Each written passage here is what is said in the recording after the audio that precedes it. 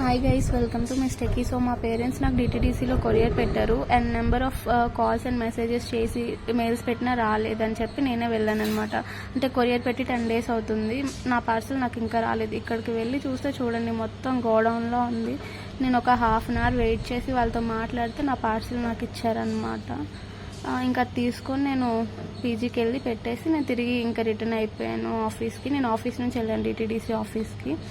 So ఇంకా evening వచ్చి parcel open చేశాను. మా వాళ్ళని నేను మామిడికాయలు పెట్టమన్నాను, పెడితే కాయలు కాస్త పళ్ళైపోయాయి అనమాట కొరియర్ వచ్చేసరికి. నాకైతే నచ్చలేదు డిటీడీసీ సర్వీసెస్ అనేది. మనం చాలా వర్స్ట్ రేటింగ్ కూడా ఉంది, లైక్ రివ్యూస్ కూడా గూగుల్లో. సో మా వాళ్ళని చాలా థింగ్స్ పెట్టమన్నాను, పెట్టారనమాట.